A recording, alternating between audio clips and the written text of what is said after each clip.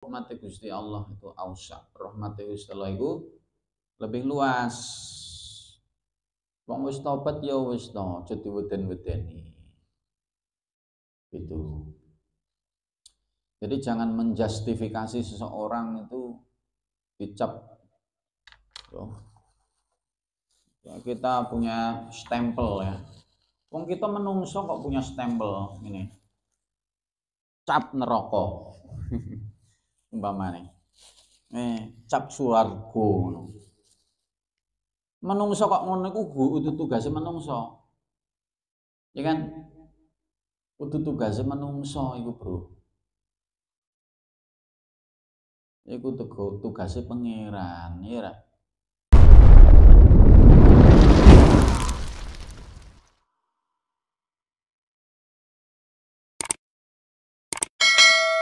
Bismillah, alhamdulillah, wassalatu wassalamu ala rasulillah Muhammad ibn Abdillah wa ala alihi wa ashabihi wa mawalah.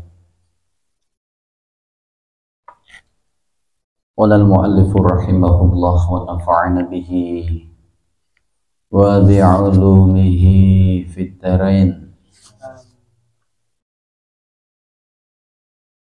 Bismillahirrahmanirrahim. Babul adzani utawi iku bab kang nerangake adzan. Uluhul marom.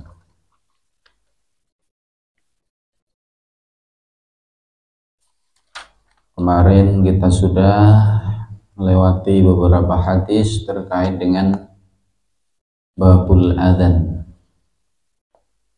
Kita tahu bahwasanya adzan itu adalah al-i'lam biduhuli waqtis sholah, pemberitahuan akan masuknya waktu sholat. Atau juga berfungsi sebagai aukur bihili fajrin, atau kedekatannya dengan waktu fajar.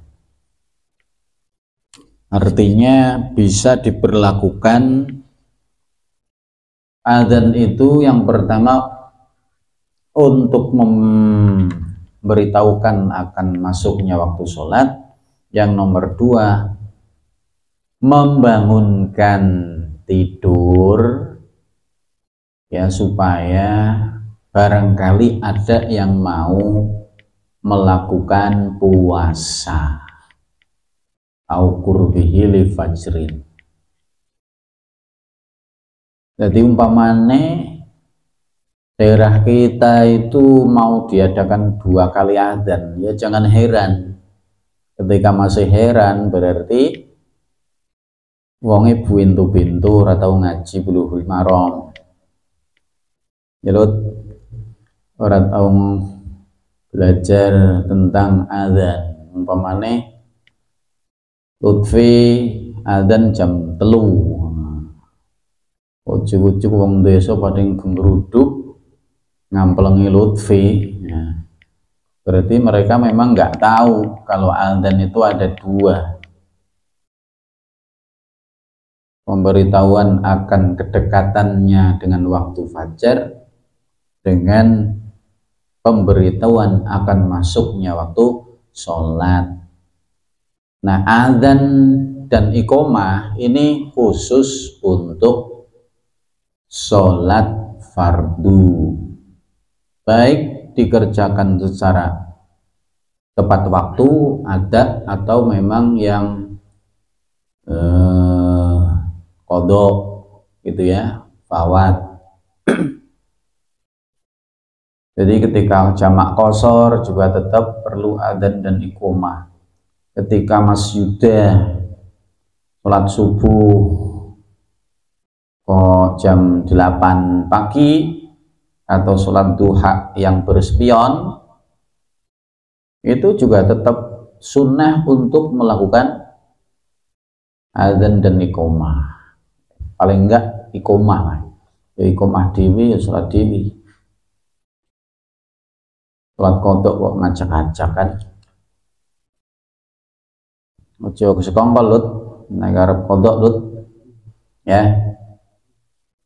Yo ngisuk kodok bareng yo. Aduh. Yo bahaya ini. Bahaya ya. Nah, dan itu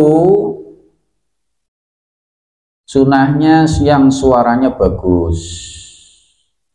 Selagi masih ada yang bersuara bagus, itu diutamakan. Dengan bukti Rasulullah mengutamakan Abi Mahdurah, Rasulullah mengutamakan Bilal bin Rabah, Rasulullah mengutamakan Abdullah bin Zaid.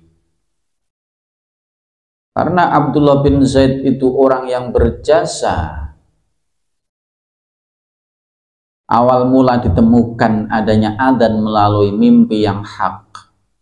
Sekalipun Abdullah bin Zaid itu suaranya kalah merdu, kalah indah dengan suaranya Bilal, beliau masih dikasih hak.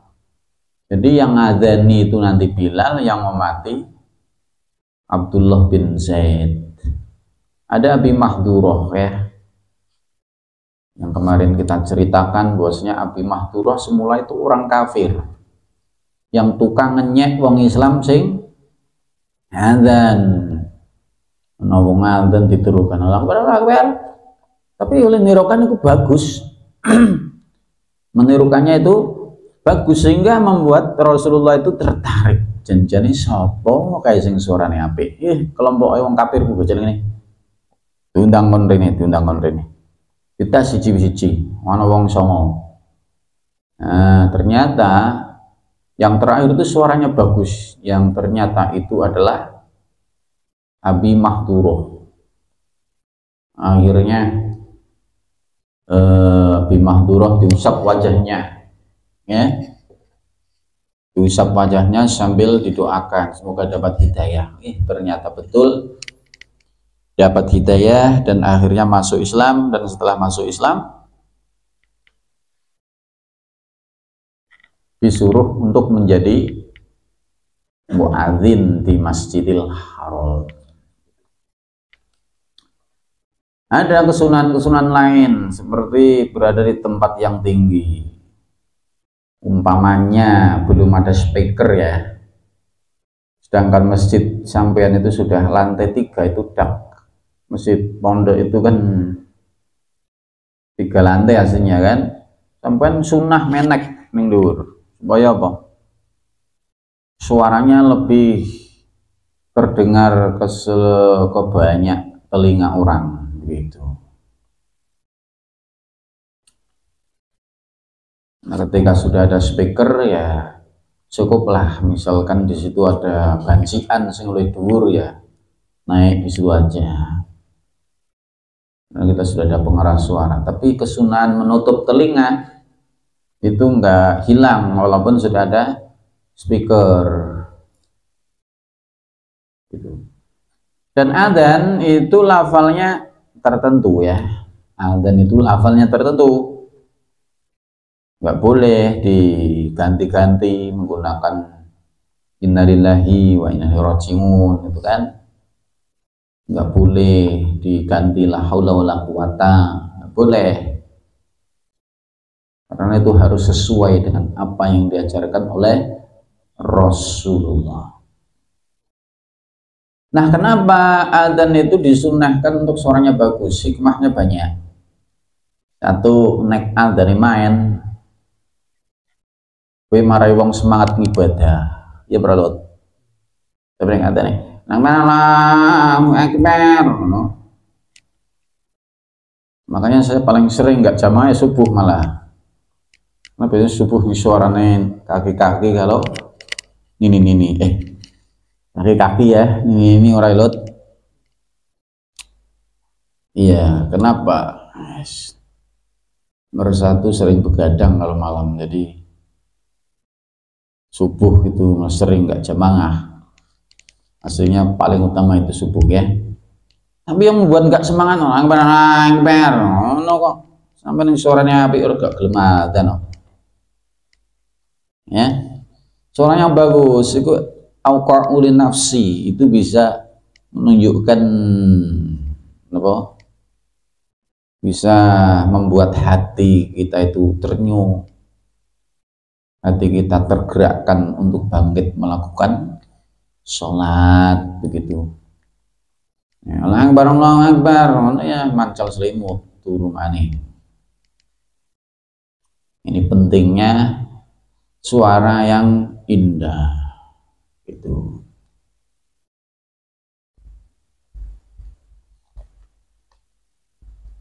Kemudian, nah ini sampai hadis mana? An Umar ya. An Umaro saking Sayyidina Umar wa Aisyah talan Sayyidah Aisyah radhiyallahu anhuma qalang dikun sinten Umar lan Dewi Aisyah. Kula dawuh sinten Rasulullah sallallahu alaihi wasallam. Inna Bilalan teman setuhune sahabat Bilal. Yu'adzinu iku ngumandangake adzan sapa Bilal bilailin ing dalam wektu bengi. Fakulu mongko mangano sapa sira kabeh wasyrabu lan ngombe sira kabeh. Hatta yunadiya singgo adzan sapa Ibnu Ummi Maktumin. Sahabat Ibnu Ummi Maktum. Iki ana maneh seorang sahabat muadzin juga yang bernama Ibnu Ummi Maktum. Ibnu Ummi Maktum itu orangnya buta, ya nyun sewu, tunanetra begitu. Lu apakah boleh adzan itu orang yang tunanetra? Boleh dengan syarat ada orang lain yang ngasih tahu kalau waktu tersebut sudah masuk waktu sholat. Karena orang buta itu kan nggak bisa ngelihat matahari sudah terbit atau belum gitu kan, apalagi ngelihat jam gitu. Maka harus ada penunjuk, ya Kang, wis waya adzan diadzani gitu. Karena memang pada dasarnya syarat daripada muadzin adalah dua. Satu, agama Islam. Nggak boleh ketika tidak beragama Islam, kayak Abi Mahdurah sebelum masuk Islam itu suaranya bagus, nggak boleh langsung dijadikan sebagai muadzin. Nah, baru dimasukkan Islam dulu, baru jadi muadzin. Itu syarat muadzin. Pertama Islam, nomor dua alimun biduhuli waktis sholat. Yang kedua harus ngerti. Yusbin njupur apa? Yang kedua harus ngerti kapan masuknya waktu sholat. Nah, orang buta itu gimana? Harus ada yang ngasih tahu gitu ya. Siapa itu Ibnu Ummi Maktum? Wa kana ono sinten Ibnu Ummi Maktum. Rajulan wong lanang a'ma kang wuta la yunadi kang ora adzan sapa rajul hatta yuqalu singgo den ngendikakno sapa lahu maring rajul yuqalu hatta yuqalu singgo den ucapake lahu maring rajul apa asbahta lafal asbahta wis manjing waktu subuh sira. Asbahta wis manjing waktu subuh sapa sira. Muttafaqun alaihi wa fi akhirih lan iku tetep ing dalam akhir hadis iku idraj. Ini sambil belajar hadis ini yang di dalam kurung, kitabmu ana dalam kurung era. Di dalam kurung itu namanya idraj. Idraj itu bukan kalam Rasul. Kalau hadis itu harus pengendikannya Rasulullah. Nenek bukan pengendikannya Rasulullah kok dikaitkan di dalam hadis tersebut atau ditambah keterangan, itu maka namanya idraj. Itu keterangannya perawi, ya. Ini supaya intik kenal Ibnu Ummi Maktum siapa sih gitu. Ternyata laki-laki yang tidak bisa melihat sahabat Nabi, yang tidak adzan sebelum ada orang yang ngasih tahu sahabat Ibnu Umi Maktum, sudah masuk loh ini waktunya sholat. Begitu baru beliau bergegas untuk melakukan sholat. Nah, ketika kita terjemahkan apa adanya, Rasulullah bersabda, sesungguhnya Bilal adzan di suatu malam, yang mana Bilal ini adzan untuk memberitahukan kalau sudah dekat dengan waktu fajar, supaya kalian itu bangun, supaya kalian itu makan dan minum. Nek arep puasa, nek ora puasa aja mangan minum kowe. Engko bar subuh mangan yo. Sing arep puasa kon mangan, kon ngombe. Nah sing ora puasa ben ngelakoni salat tahajud, sebab waktunya salat tahajud kuwi kapan? Habis masuk waktu isya sampai napa? Sebelum salat subuh, waktunya salat subuh. Itu biar sampean tangi tahajud, begitu loh. Itu fungsi adzan fajar, ya. Sing karep puasa ben puasa, kayak Mbak Solehah. Mbak Solehah ada enggak?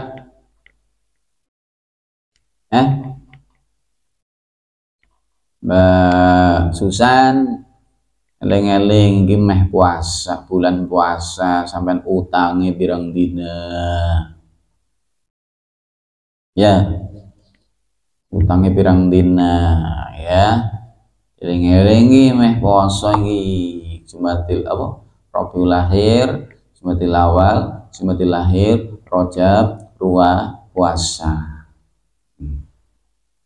Wong wedok ya sing seneng bolong-bolong.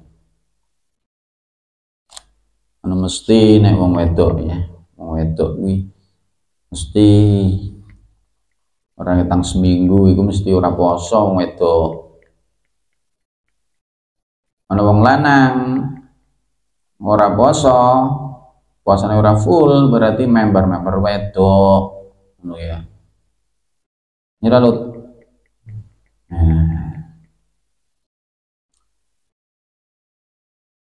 Jadi Bilal adzan saat menjelang fajar untuk membangunkan bagi orang yang hendak puasa ataupun yang hendak sholat tahajud.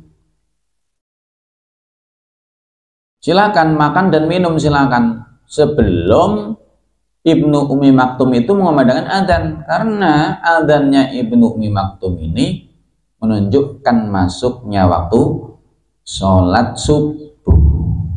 Ketika sudah bergegas mengumandangkan adzan, maka sampean nggak boleh lagi makan dan minum. Nah, ini menunjukkan bahwasanya imsak yang asli dalam puasa itu adalah masuknya waktu subuh. Ya, imsak yang asli bukan 10 menit sebelum subuh. Jadi misalkan sampean tangi kerainan kok wis nging radio, iku tandane isih 10 menit. 10 menit sampean mangan cukup ora Lut? Cukup toh? Ora cukup arep mangan pirang ceting wae kowe. Ya kan? Nah, sesugih-sugih wong ora bakal mangan 5 piring toh. Pol-poli tetap sepiring. Sampean arep dadi DPR, dadi presiden tetap mangane kan sepiring ya. Nah iya, ketika sama-sama makan sepiring, ngapain kita harus jadi pejabat tinggi kan? Kita rebutan jabatan, ya. Nah, tujuannya golek pangan. Wong dina-dinane sing penting wis bareng bisa nglakoni ibadah, wis ana sing magang dadi pemimpin ya wis toh. Gak usah ambisi. Oke. Sampean santri pengen dadi DPR ora iso ngaji angel bro. Sing penting ngaji, terus mangan wareg, ngopi ya. Ngopi. Itu kopi ra? Sangu dhewe.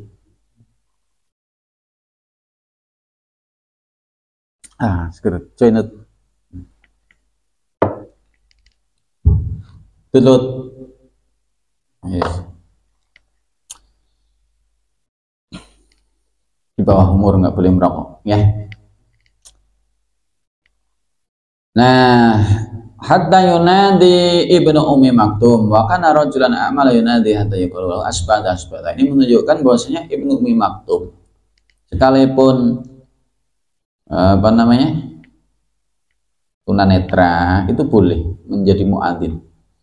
Jadi ini hak, mereka juga berhak. Orang yang stunting, orang yang apa namanya bahasa halusnya apa, cacat itu bahasa halusnya apa, berkebutuhan umum, berkebutuhan khusus ya, berkebutuhan khusus itu tetap dikasih hak. Jadi Islam itu enggak mendiskriminasi seseorang yang punya kekurangan ya, kecuali dalam beberapa hal tok. Jadi saksi misalkan, saksi kok ora weruh ya kan, repot kan, harus yang melihat gitu. Jadi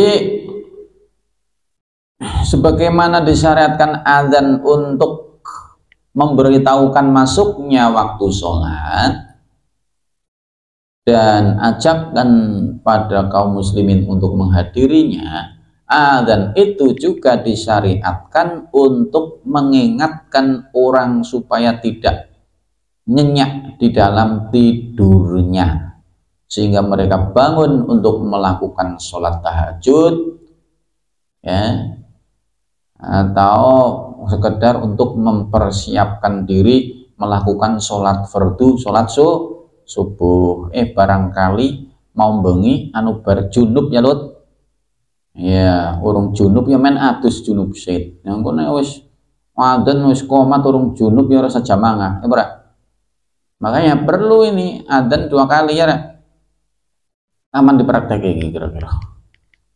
Resiko pertama kali geger, harus ada apa namanya sosialisasi ke masyarakat dulu, ada pengumuman dulu, mulai hari ini akan diadakan 2 kali adzan gitu ya. Nek ora ya baik itu ngomong kowe ngajen ora salah ya kan ya, untuk melakukan junub walaupun nggak puasa kan aduse ngono iku, ojo wis masuk waktu subuh tembe mandi gitu kan. Nah, ini dikatakan adzannya Bilal dalam hadis ini dikatakan sebagai adzan awal. Adzan yang kedua baru adzan yang untuk i'lam biduhuli waktu sholat, memberitahukan akan masuknya waktu sholat.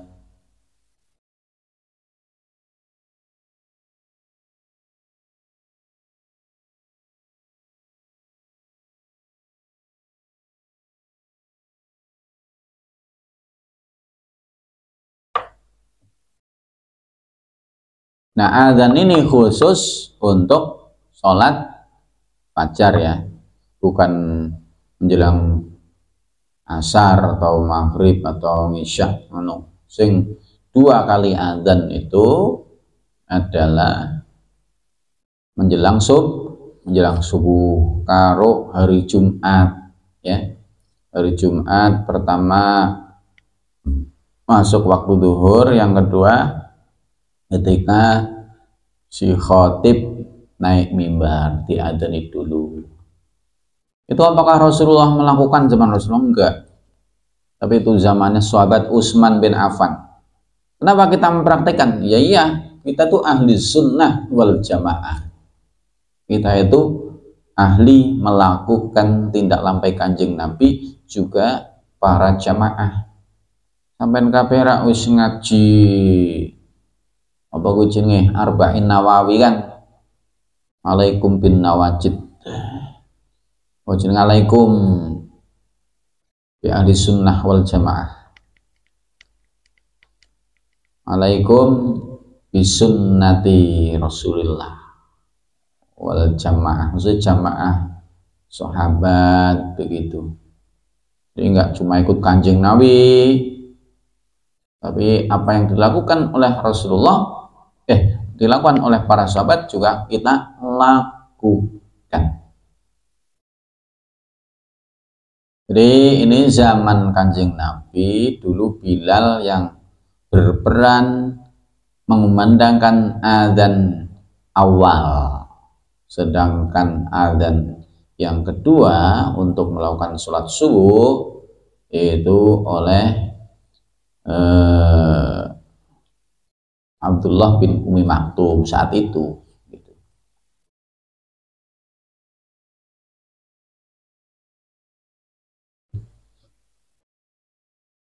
Di zaman kenabian itu yang berperan itu adalah Abdullah bin Ummi Maktum. Jadi banyak sebenarnya muadzin Rasulullah ya.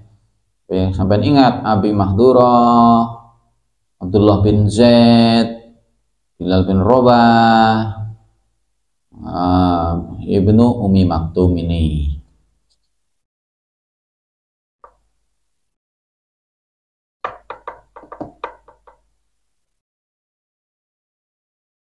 Nah ini boleh dalam ini dalil ini sekaligus memperbolehkan dalam satu masjid itu muadzinnya nggak cuma satu, ya, nggak cuma satu, boleh itu.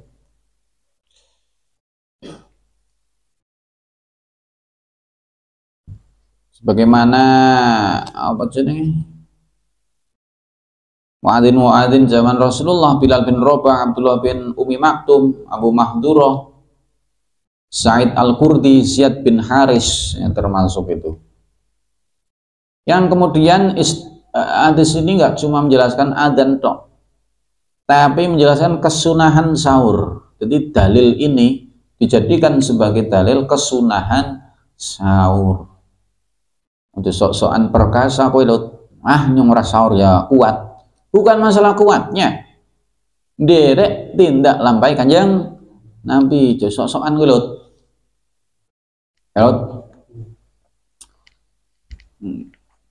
Nyong ora madang 5 dina ora bakal ngelih, gue umpamane. Ya ngelih ora ngelih sahur. Sahur gue ora kudu madang, Bro. Sing penting nglebokna perkara nang jero weteng kuwi. Arep nglebokna banyu, nglebokna kopi, nglebokna pulpen, doyan. Itu sahur namanya. Yang penting halal gitu. Jadi sunnah sahur, tapi sahur yang nganggo barang halal. Nek sampean sahur nganggo baceman tekek, yo ora sunnah. Ya. Kan ada tuh orang-orang yang ini loh, begini itu kan minumnya baceman tekek, ya terus tape telepong biasanya nyebut tape telepong baceman tekek, orang ngerti, orang tahu tuku ya.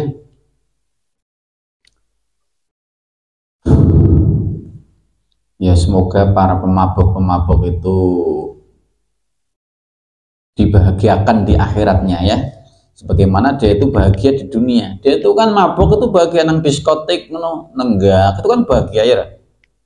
Iya, kita doakan Allahumma farihum kama farohta hum fit dunya, Allahumma farihum fil akhirah kama farohtahum fit dunya.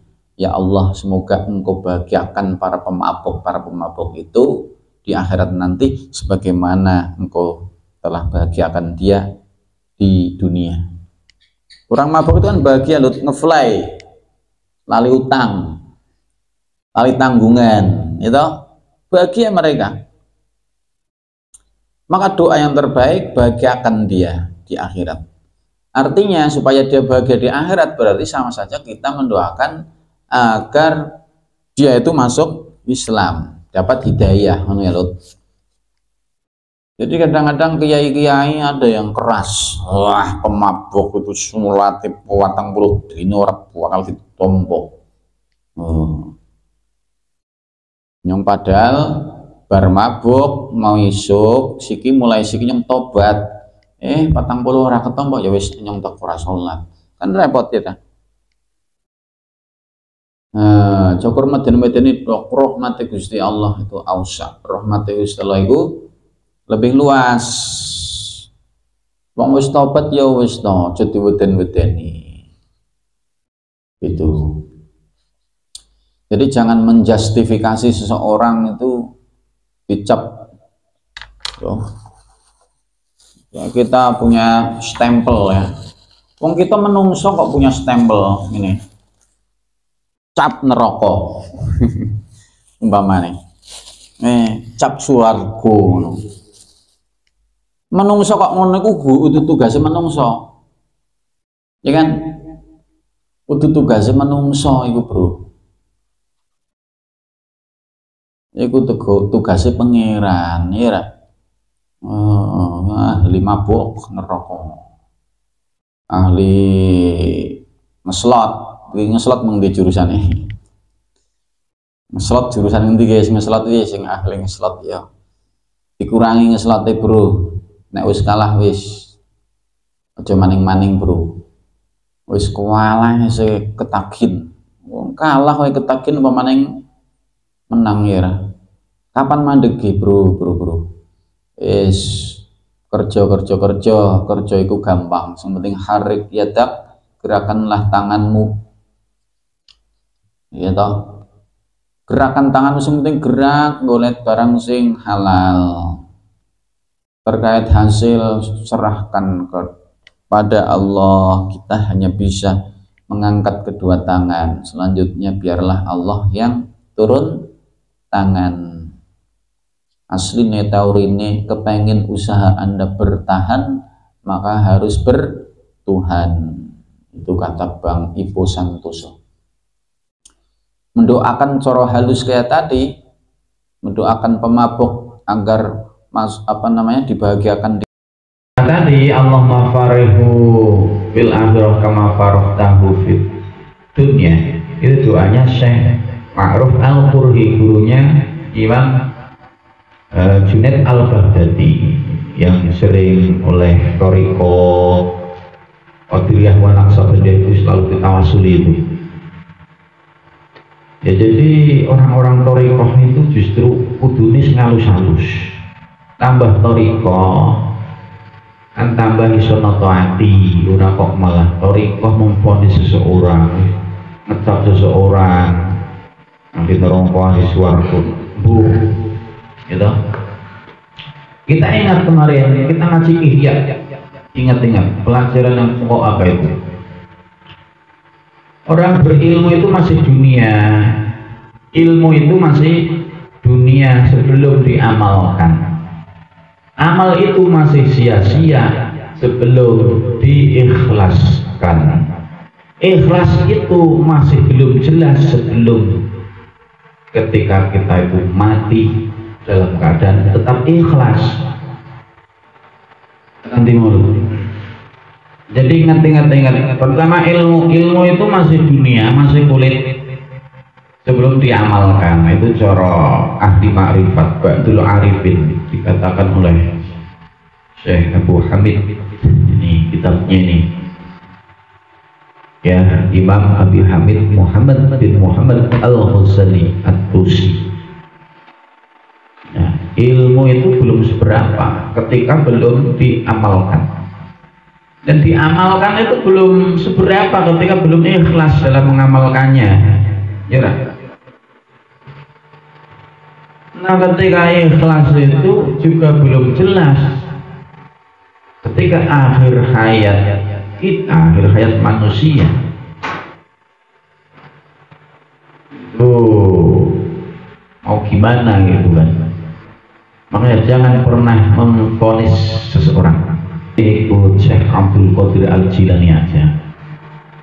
Orang-orang ahli tawasul kepada Syekh Abdul Qadir Al-Jilani, tapi juga banyak yang belum bisa nauladani Syekh Abdul Qadir Al-Jilani. Syekh Abdul Qadir Al-Jilani itu tidak pernah memandang remeh pada siapapun, bahkan terhadap orang kafir, bro. Kamu pernah mendengar nggak berita orang muslim terus murtad? Pernah dong? Kamu pernah mendengar nggak orang kafir seumur hidup mau mati mah cengit-cengit moco syahadat? Ya loh. Nah itu intinya, segede apapun amal kita itu jangan kita sombongkan, dan sekecil apapun amal orang lain jangan kita remehkan. Eling lho, PSK penggaweane atau tempe guru-guru welas asih karo asu lho, sing diwelasi asu lho kudu menungso. Kowe kok dadak nurunno rahmate Gusti Allah, akhirnya si PSK kuwi si begenggek cara Jawa Timur iku dadi tobaté, dadi mlebu swargane. Itu kan, kita jangan meremehkan siapapun. Ketika kita ketemu orang yang lebih muda, kata Imam Syekh Abdul Qadir Jalani gimana? Wah, anak muda itu belum pernah melakukan dosa, saya usianya lebih tua, dosa saya lebih banyak. Ketika ketemu dengan orang yang lebih tua, wah, engkau usianya lebih tua dari saya, tentu saja ilmunya engkau lebih tinggi dari saya, ya kan? Amalannya lebih banyak dari saya, pahalanya lebih luas dari saya. Ketika ketemu orang bodoh, itu pun kita nggak boleh sombong. Ketika ada orang bodoh kok bermaksiat, dia itu kan bermaksiat karena nggak tahu, sedangkan saya bermaksiat karena tahu, nggak tahu bermaksiat. Gitu ya. Jadi nggak ada celah sedikit pun kita akan menganggap lebih baik daripada orang lain. Ya benar. Ketemu orang kafir ya kayak gitu. Ibu buat bakarin neraka. Padahal kan urung genah dia ini uripnya tekan kapan? Apa kafir terus? Ya toh, bok-bok aku akhirnya jadi mu'alaf, akhirnya jadi dai, imannya lebih kuat. Maksudnya kadang-kadang gini, fenomena yang ada, orang yang semula kafir kok tiba-tiba masuk Islam, biasanya ilmunya itu lebih, imannya lebih kuat, imannya lebih kuat. Karena apa? Kadang mereka masuk Islam karena melalui penjajakan, pembelajaran, studi banding atau ilmu perbandingan agama. Oh ternyata yang benar-benar tepat agama itu adalah Islam. Sedangkan kui-kui iku nek cilik kur mela-melu wong tua to. Lamun wong tua Buddha ya sampean agamane Buddha to. Iya. Lamun kafir Quraisy sampean dadi wong kafir Quraisy. Gitu kan. Cuma kebenaran sampean niku agamane bapak ibune agamane Islam, sampean tinggal neruske agamane wong tua. Jadi kita itu tidak boleh meremehkan siapapun.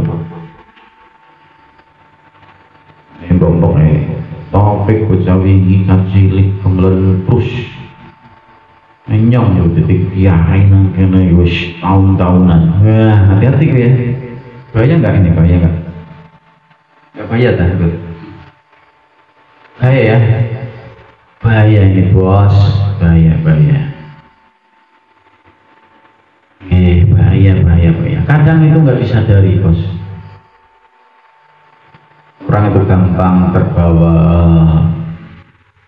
riya, gampang terbawa sombong sehingga mengucapkannya seharusnya tidak diucapkan begitu.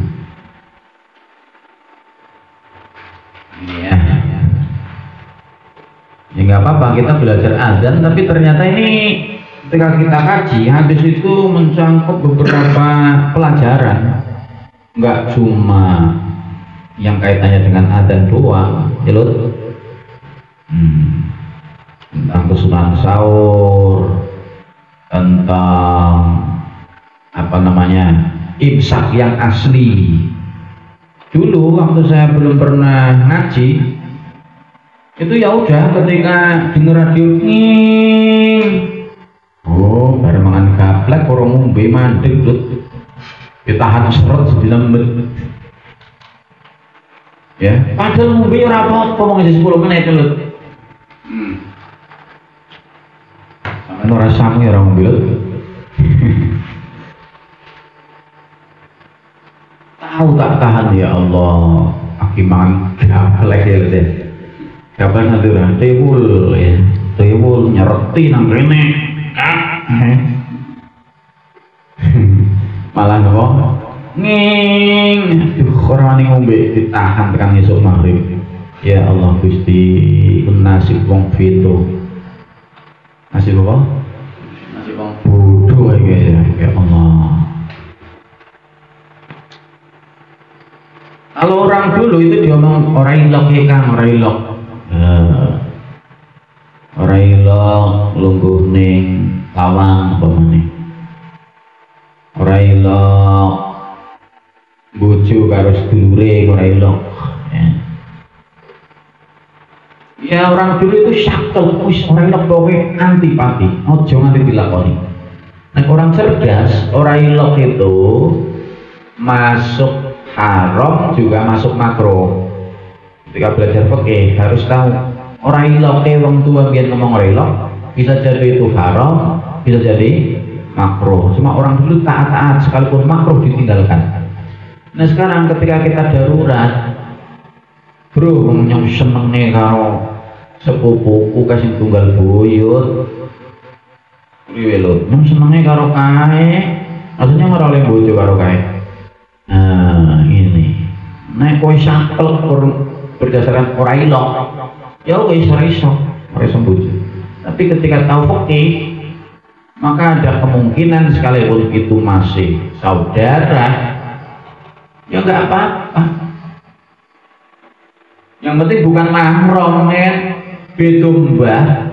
Itu jelas bukan mahram, justru yang terbaik mendekatkan saudara yang jauh. Ya, nek bojo itu masih saudara, kakang di buyut memane. Kadang-kadang orang Jawa itu kebablasan Jawa nih. Sing mambu dulur kok seneng-senengan ya dijak rabi raule ya kan. Karena cara fikih itu enggak seketat itu gitu. Gini, jadi resiko orang bodoh itu yakin susah. Sing marai wong susah itu karena bodoh. Kamu tahu nggak? Ada anak kecil banget kepengen ngombe degan. Dia bisanya ngapa? Bisanya ngapain? Nangis kan? Ya karena dia itu nggak bisa menek kelapa, anak kecil itu bayi. Biasanya nangis. Orang bodoh memang susah. Iya. Anak kecil kan akalnya belum berfungsi 100% normal. Sehingga ketika butuh apa-apa hanya bisa nangis. Nangis itu sedih itu susah. Kenapa saya nggak bisa? Begitu. Artinya bodoh itu susah. Kepengen agama itu dilakoni kanthi gampang, mugane yo ngaji. Mugane alih nek ngaji aja nganti diparani, niat saka ati. Nek ora diparani turu. Kepengen ngimpi karo bidadari apa? Orang ngajir turu pengen ngimpi ketemu karo bidadari ya. Sang pujaan hati. Saya memang belum mampu mengeloninya di dunia nyata, tapi setidaknya di alam mimpi. Bulan-bulan itu gua sih masalah ya. Ya apa-apa. Bunga tidur itu perlu. Tapi kalau saya sendiri, saya nggak suka. Kalau saya boleh minta pada Allah, ya Allah, saya ingin tidur nyenyak. Mohon jangan dikasih bunga tidur. Karena apa? Ketika mimpi indah pun ketika bangun hanya penyesalan. Ya udah. Umpamane Mas Hakim seneng karo Siti. Diubur-ubur nang dunia nyata ora kelakon. Nang ngimpi ternyata seneng banget ya, bisa rapi tenan karo sedih. Aduh, jebul-jebul ngimpi tangi, aduh penyesalan ya. Saya nggak suka seperti itu. Dan orang tidur kalau mimpi saya kira nggak puas gitu. Tidurnya orang marem. Sekalipun mimpi dengan bidadari, ya kan misalkan anak dan terus tangi, kan jadi menyesal ya orang. Kadang Mas Lutfi ngomong, semakin ngimpi anak-anak malah adzan. Ini nyalah ke adzan nih gue. Dosa ya. Milih ngimpinya apa adzannya, adzan itu nyata dia diri. Ya kan? Kalau saya sendiri, kalau ngimpi itu merasa tidurnya tidak puas begitu, terlalu sebentar tidurnya gitu. Tapi nggak apa-apa, itu kersane pangeran ya. Yang penting bukan ngimpi dari setan, karena ngimpi itu kan macam-macam. Ya di dalam bab adzan sebenarnya dijelaskan terkait dengan mimpi. Kayaknya di dalam bab adzan ini. Jadi intinya ngimpi itu ada yang ru'ya shadiqah, ada impian yang benar-benar terjadi seperti impian yang ada pada Rasulullah, itu berupa wahyu juga bisa. Ada impian pada orang biasa tapi pagi-paginya benar-benar terwujud, itu bisa jadi. Umpamanya Lutfi ngimpi gitu, ngimpi bantalan duit sekarung, wah ternyata jeruk bantal duit tok-tok, berarti ngimpi saya nyata ya. Ada juga yang ngimpi hanya sekedar bunga tidur ya, ada juga ngimpi dari setan ya, ngimpi ngelek-elek ya, sekobelis ya. Makanya sebelum tidur itu berdoa, bismika Allahumma ahya wa bismika amut ya.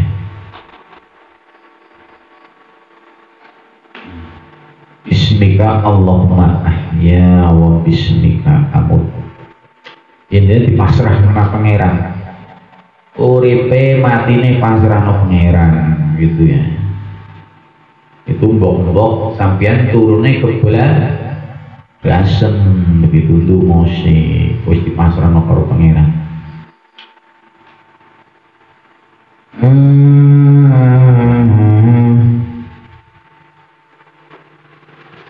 Kemudian sekali lagi syarat orang buta boleh menjadi muadzin itu harus ada orang yang memberitahu kepada si Ahmad tadi, itu orang buta tadi, akan masuknya waktu sholat atau dikasih tanda-tanda.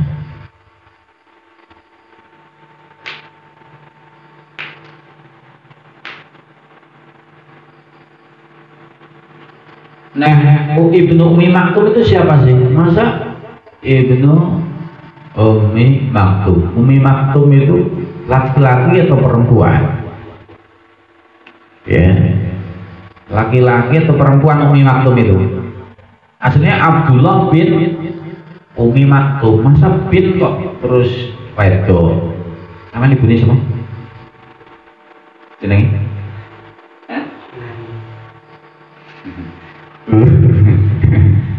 Benar ya, kok guyu apa lu ya, nyek ya, murah.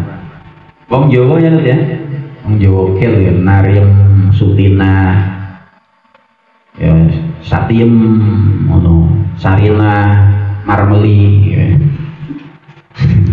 Sering wong Jawa, nyerap kopi aja ya lu ya. Jangan orang Jawa itu yang pokok di antara bahwa pulau-pulau di Indonesia yang pokok Jawa gitu. Cara Mbah Mun itu pemimpin yang bagus ya, yang lahir dari tanah Jawa. Karena presiden-presiden yang ada yang awet itu dari tanah mana? Semua dari tanah Jawa. Artinya ketika ada calon pemimpin dari luar Jawa, siap-siap keok. Karena sejarah dari awal sampai sekarang yang bisa istiqomah jadi pemimpin itu dari tanah Jawa. Jadi misalkan Saryam misalkan jago wakil presiden, kemungkinan masih bisa jadi ya presiden rumah tangga. Nah ini Ibnu Ummi Maktum itu seorang perempuan. Kenapa dia itu dinisbatkan kepada ibunya? Apakah Abdullah itu anak zina? Hush, bajuk sih. Memang kalau anak zina itu memang nisbatnya kepada ibunya, tidak bisa dinisbatkan kepada orang yang mengeloninya. Ya, harus nisbatnya ke ibunya.